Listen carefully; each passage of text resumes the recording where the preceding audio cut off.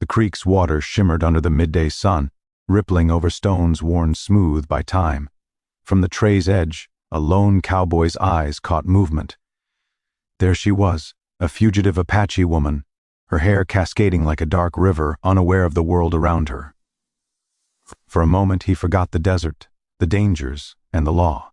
Her beauty stole his breath, and he knew his life would never be the same. If you love emotional Wild West stories of courage, fate, and forbidden encounters, make sure to like this video and subscribe, because what happens next will change everything. Wyatt Granger had spent years riding the vast plains of Silver Creek Canyon, a cowboy known for his quiet courage and sharp eyes. He was searching for water and supplies when the sound of rippling water drew him closer to a secluded creek. That's when he saw her. The Apache woman was crouched by the water, bathing, unaware of his presence. Her hair, black as midnight, flowed over her shoulders. Her skin glowed with the warmth of the sun. But Wyatt's admiration quickly shifted to concern. She bore fresh scars, evidence of recent struggle. Wyatt dismounted silently, keeping behind the trees. He watched her dip her hands into the creek, rinse her hair, and sigh softly as if the water washed away her fears. He noticed a small cut on her arm and the tattered remnants of her clothing. Danger lingered around her, not from nature, but from men who hunted her relentlessly. As the wind shifted, she shivered, and Wyatt's instincts kicked in. This woman, this fugitive, needed help. He approached slowly, hands raised to show he meant no harm. "You're not safe out here alone," he called softly. Startled, she turned, eyes narrowing. "Who are you?" she demanded. Wyatt tipped his hat. "A friend, or at least someone who doesn't want to see you hurt." Her lips trembled, suspicion and fear battling with relief. She took a cautious step back. Wyatt noticed the tension in her body, every muscle ready to flee her fight. "I'm not here to harm you," he said gently. "Let me help with that cut." After a long moment, she nodded reluctantly. He tied a strip of cloth around her arm to stop the bleeding, careful not to touch more than necessary. Her eyes lingered on his hands, the kindness in them. Wyatt couldn't help but feel a pull toward her, a connection born of shared danger and unspoken understanding. Wyatt led her away from the creek into the shelter of thick woods. They moved silently, each step careful, alert to the sounds of the canyon. The Apache woman, whose name he learned was Island, revealed little about her past. Only fragments of family lost, a small village attacked, a life now lived in shadows. Wyatt offered her a canteen of water, and she drank slowly, eyes darting around the trees. "Why help me?" she asked quietly. Wyatt glanced at her, sun glinting off her hair. "Because no one deserves to die alone," he replied, "and because some battles are worth fighting, even if they're not yours." She hesitated, then allowed him to check her wounds. He cleaned and bandaged them with practiced hands, speaking softly all the while. By nightfall, they had built a small campfire. The crackling flames illuminated their faces, revealing exhaustion, pain, and a tentative trust forming between them. As darkness fell, Island shared her fears of men who would track her for bounty, of being powerless against the violence that had torn her life apart. Wyatt listened, his heart aching at her story. He realized the attraction he felt wasn't merely physical. It was admiration for her resilience, her spirit, her will to survive. The firelight flickered across the canyon walls, shadows dancing like spirits. Wyatt knew they couldn't stay there long.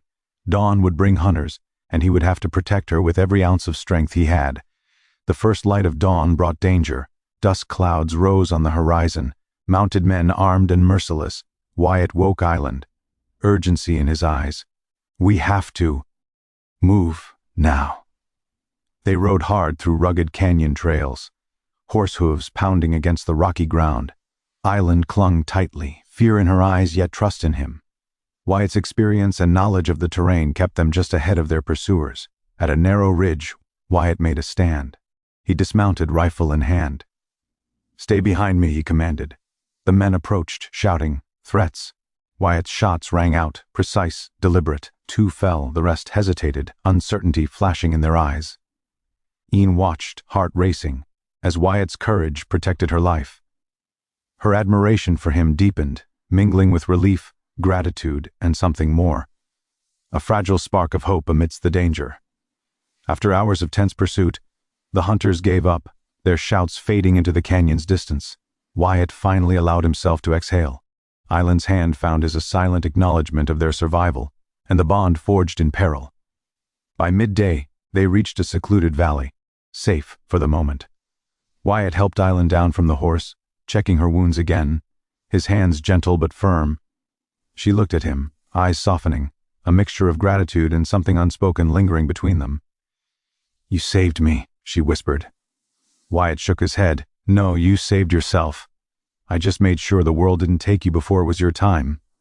They sat by a quiet stream, the water sparkling in the sunlight, brushing over smooth stones, the gentle sound soothing their frayed nerves.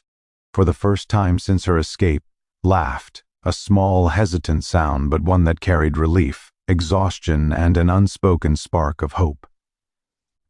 Wyatt returned her smile, feeling a warmth he hadn't known for years, a stirring in his chest that made him realize he no longer wanted to be alone. The valley around them stretched endlessly, golden grasses swaying in the breeze, cliffs rising like silent guardians. Here the world felt vast yet intimate.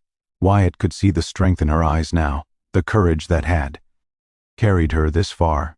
He admired her not only for surviving, but for the fire in her spirit, unbroken despite the horrors she had endured.